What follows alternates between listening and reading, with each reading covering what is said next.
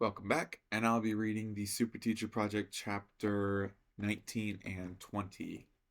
So, last chapter, we had Principal Candiotti, and she was getting a couple of complaints from other teachers. And honestly, they kind of sort of have a point. But chapter 19 here, we're with Rosalie. To succeed in the future, you have to be smart, focused, hardworking, and tough.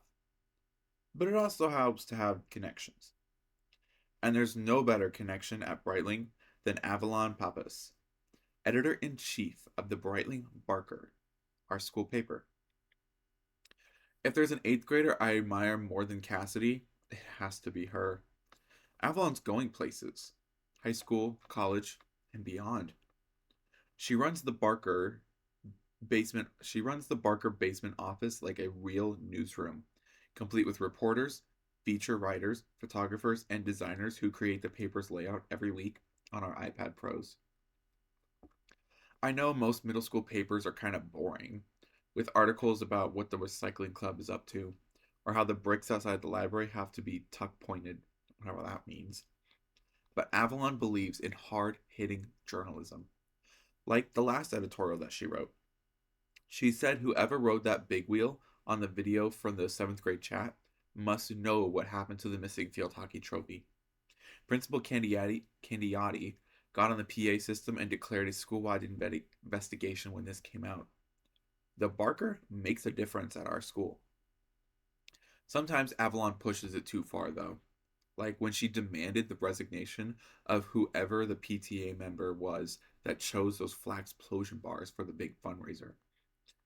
That was a little too close to home, personally. A lot of kids know that my mother is the guilty party, including Kevin, who also works on the Barker staff. He had a lot to say on the subject. Kevin has a lot to say on any subject. Avalon became a legend at the Barker 2 years ago, though, when she was just in 6th grade. She came up with the idea for an annual Breitling Teacher of the Year contest. Basically, we all put a box out in the hall outside the office, and kids can come and vote for their favorite teacher. When we release the results, it's always the Barker's most popular issue. Avalon says we have to print triple the usual number of copies that week, and our webpage gets a ton more views. I'm at one of the iPads working on my latest feature, the Bobcats winning streak, an insider's viewpoint, when Avalon finishes counting the day's votes. Who is this Adak guy? She asks. Never heard of him. Oh, he's new, Kevin supplies from the desk, where he works on his weekly column, Crumlich's Corner. He teaches mostly 7th grade classes, and he's the coach of the Bobcats. The team really likes him. It leaves kind of a sour taste in my mouth, though, because so does my mom. But you cannot deny the results here. The Bobcats are winning. And it's more than just great coaching. It's that Mr. Adak supports us 1,000,000%. In games, he fights every bad call that goes against us, and he is never wrong. It's almost like he has slow motion video replay stop motion running in his head, so he can see what nobody else can. When you get whistled for a foul that's not your fault, he's right there in the umpire's face. Around the league, the officials have started calling him Eagle Eyes. When you've got someone like that on your side, you could feel like nothing is going to stop you. Well, Adak just moved into first place, Avalon informs me. He's got 27 new votes. Just today. That's more than Miss Muro. I'm impressed. Miss Muro teaches film history, our most popular class in the whole school. It's an 8:30 a.m. class, and all they do is turn out the lights and watch the movies. So it's like you get an extra 45 minutes of sleep. She usually wins every year. I voted for Mr. Zelker, Kevin announces in his usual superior tone. He's the best teacher for advanced students. Mr. Adak has been on a slide ever since he started holding that trivia club in detention. Big talk from a guy whose whole life is pretty trivial. Avalon's thoughtful, though. A brand new teacher winning the contest. It's a real story there. Newbie makes good. Sounds like a good title. I'll write about it in Crumlich's Corner, Kevin offers. Well, Avalon knows that nobody reads Crumlich's Corner. Not even his mother. A dedicated journalist like Avalon is probably itching to fire Kevin. Except you can't fire someone in middle school. Maybe Rosalie should take this assignment. She's on the field hockey team, so she has a better relationship with him. She'll also get the player's perspective. I'm a little torn. On one hand, it's pretty great that an A-list 8th grader like Avalon has faith in me. And Kevin looks ticked off, which is just gravy. While on the other hand, I picture Mr. Adak's intense blue eyes gazing off into the front page of the Barker. When Mom sees that, and my byline of an article, she might try to invite him over for dinner or something. Mr. Adak is a great coach and a good teacher, don't doubt that. But I want him as. Sorry. Mr. Adak is a great coach and a great teacher, don't doubt that. But I do not want him as a stepdad. I already have a dad, thank you very much. What do you say, Rosalie? Avalon prompts. I think you could really knock this one out of the park. Don't you mean score a penalty corner, I joke. Avalon looks at me like I've lost my marbles. Everyone pretends to care about field hockey when the team is winning, but nobody actually knows anything about it. That's alright, though. I'm on a special assignment from Avalon Papas. If I nail it, next year's editor-in-chief could be me. I was planning on asking Mr. Adak for an interview, but I got a better idea. I call it a day in the life of a rising star. I don't spy on him, exactly. I just be a fly on the wall, so I can get a sense of the real him. See why he's so popular with other kids. 8:05.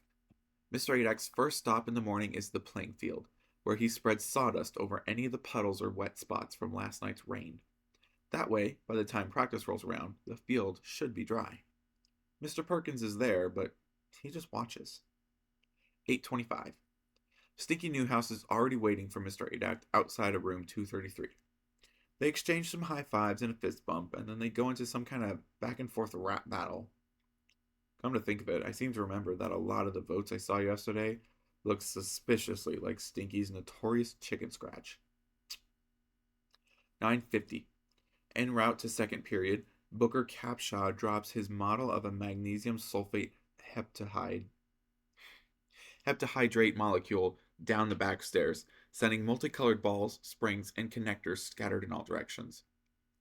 While Booker is groaning about 3 weeks' work down the drain, Mr. Adak organizes a team to bring him the pieces. His hands are a blur as he reassembles the module in 30 seconds. Miracle number 1 of the day, I guess. When he's finished, the kids in the stairwell give him a standing ovation. 10:15, Mia Spinelli shows up an hour and 45 minutes late for school. When Mr. Adak gives her a detention, she just puts her hand on her heart, like it's some honor. 11:35, the cafeteria. Mr. Adak breaks up a food fight by making an incredible barehanded catch of a flying grapefruit that could have taken somebody's head.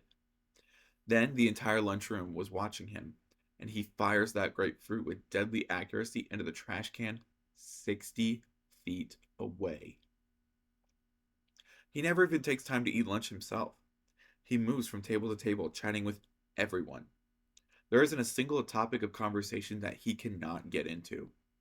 Harley Davidsons, designer tracksuits, Lord of the Rings. It's like he knows everything. 12:20. Mr. Adak is finishing his lunch duty, and I spy my mother through the glass doors, hurrying down the main hall. This is the last thing that I need for my mom to do. I don't want her to see him and barge into the cafeteria on some mission to flirt with him. Thinking on my feet, I grab a leftover hard-boiled egg, smash it into the center of my forehead, and wail for the teacher on duty. Here comes Mr. Adak bringing me into the kitchen to get myself cleaned up. By the time we're done, the coast is clear. This isn't great journalism to become part of your own story, and Avalon would never approve. but she doesn't have to know. And I learned another important fact about Mr. Adak. He's really nice, even to someone weird enough to smash an egg into her own face. 105. The building thermostat goes haywire.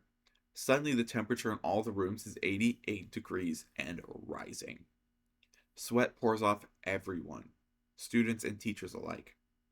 Kids are slipping in perspiration puddles down the hall, but we're too sluggish and uncomfortable to get anything done. That's okay, though. None of the teachers can hold it together either, so they don't assign us anything. All except Mr. Adak. He's as fresh as a daisy. His step is as energetic as ever. Not a single droplet runs down his face.